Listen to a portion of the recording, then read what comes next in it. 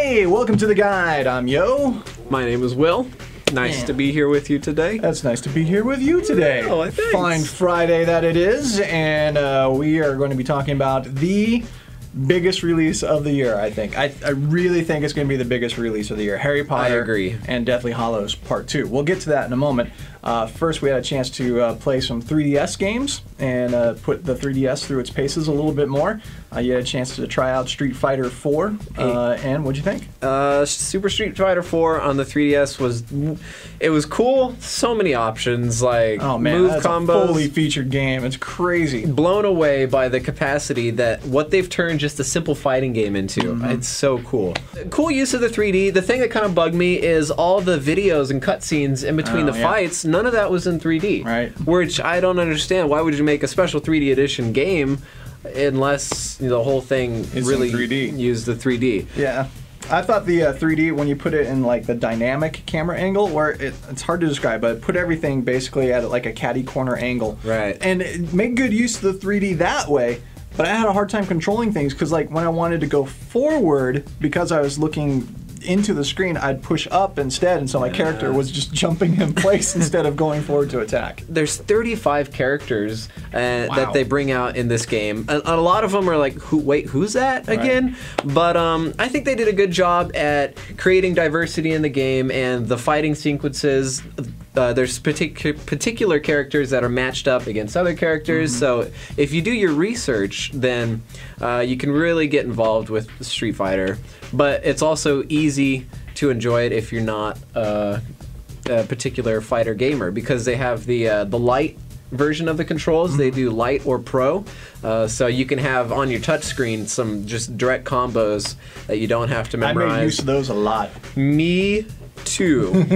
Yeah. So what would you give Street Fighter out of 7? 7, of course, being perfect. I'd give it a 5 out of 7. Really? As far as a fighting game. It was definitely up there. A little past Mortal Kombat for me. Yeah. Moving on to Steel Diver, a game developed by Nintendo, one of the release titles for the Nintendo 3DS, and I had a chance to play that. You know what? I thought it was fun. I don't think it was a good launch title. I don't think it's a good full-priced game. It really felt more like a downloadable title. Yeah, when I was playing it with you, I was like, oh, cool, digital battleship. Yeah. Sweet. Yeah, there's 3 options in there. You can do missions where you guide your sub using the touchscreen, which are fun and engaging. Yeah. There's a periscope mini game where basically you hold up the DS and you have to use the gyroscope to look around, and that's always entertaining to see people spinning around and playing, trying to shoot things.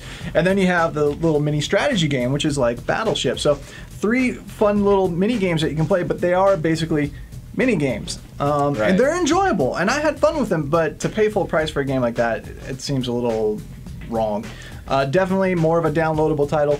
No points to the 3D in this game. I don't know why it was a launch title. I mean, when you put it in 3D, it looks pretty, but it adds absolutely nothing to the game. Yeah. It wasn't like Pilot Wings where I wanted to play it in 3D.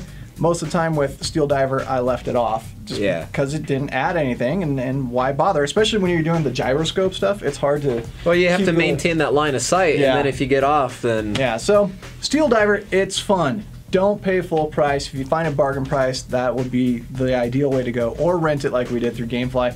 It's not worth full price, but it is a fun game, and the download and play that you can do with it is a lot of fun to play with friends. So I would give it 5 out of 7 as a game. Really? 4 out of 7 for its value as a game, because as a full price retail game, it's just not worth it. But it is fun, so it's kind of hard to go back and forth on that. And then finally, of course, let's talk about Harry Potter and the Deathly Hallows Part 2, which released this week, finally bringing the Harry Potter saga to an end. Now, are you well kept with the Harry Potter saga, reading the books along with the movies? I have read the books, mostly just so I could intelligently discuss them with all the controversy that went on, and then because I read the books, I followed the movies as well.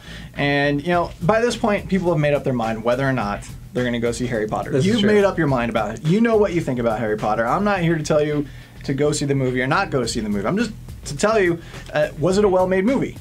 Yes, it was. I mean, it was a really well-made movie. It was beautifully shot. The musical score is very haunting and powerful. Lots of emotional scenes. It plays like a war movie, so it's really kind of dark and gritty and grisly, but not graphic. But man, it packs a powerful punch. I mean, these are dark times. And I kind of like that, though, because it shows that for good to overcome evil, it costs something. Right. And it's a struggle. It's not easy, and the movie definitely portrays that. And also portrays some interesting things with Harry Potter, setting him up, I would say, as a Christ-like figure in the way that he sacrifices. And it has a great theme about love. You know, it almost suggests that love is the deeper magic of the Harry Potter world. Really? It's a deeper magic that not even Voldemort can master.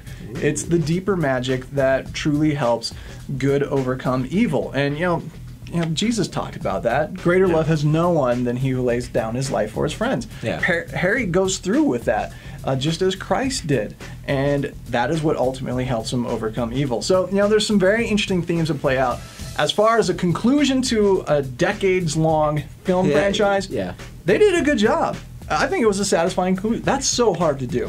Yeah, especially with a series like this that is so developed already with the whole so book many fans. series. You have book fans, you have movie fans, you have new fans, you have old fans.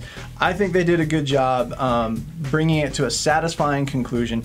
It's a well-made movie that packs an emotional punch. And even if you're someone like me who really doesn't have an idea what's really going on with the Harry Potter trilogy, they make the movies appeal enough just to the, hey, that looks kind of cool. That looks a little action-packed, you know? So I want to see it myself, not for the fact of like, oh, I want to see if they followed this line chapter in the book. I just want to be entertained, and it looks like a movie that can do that. Well, it is a touchstone, I think, of our culture. It's been around for a decade now, and I think a lot of people want to go see it just because, like, oh, it's the final one. I want to see how it ends. It's like how people tune into the final episode of a TV series. Doesn't matter if they watched it. They just want to see the final, because it's a little piece of media history, whatever. I would give Harry Potter and the Deathly Hallows a 6 out of 7 because it's so hard to do a satisfactory conclusion to an epic series like this. It's a well-made film on technical merits, and what you feel about it, you know, so far as the spiritual content, that's a discussion for another time. It's a well-made movie. Definitely. It does justice to the series. It does justice to the books. It satisfies fans. That's not an easy accomplishment. It's a dark movie. It is pretty gritty. It's not like something you want to take your kids to. Although at my screening, I was surprised that at the cross-section of people, young, old, women, men. I mean, it showed me, it reminded me when I'm sitting in that theater and there's everybody there, that it's a series that has appealed to everyone. So we got the full written review there at gameandmovieguide.com, and if you want to discuss this. Yeah, we'll be hosting, I'm sure, plenty of discussion about the whole Harry Potter thing on our Facebook. If you go to facebook.com/gameandmovieguide. Yes, so leave your comments there and what you think about the final Harry Potter, and we'll talk about that. And that's going to wrap things up for the guide. You can also read more, HollywoodJesus.com, if you want more views on the final Harry Potter and share some thoughts about that. And then next week, another epic movie, the one you're excited for. This has been my summer blockbuster that I've been anticipating, Captain America. So we're going to see if it follows through or if it falls through the cracks like the rest of the superhero movies. And we'll tell you whether or not training as a UFC fighter is paying off for me as we talk about the new Kinect physically get fit game thing. UFC fighter. I thought you'd been looking a little bit more defined lately. Yeah. We'll see you next week on The Guide.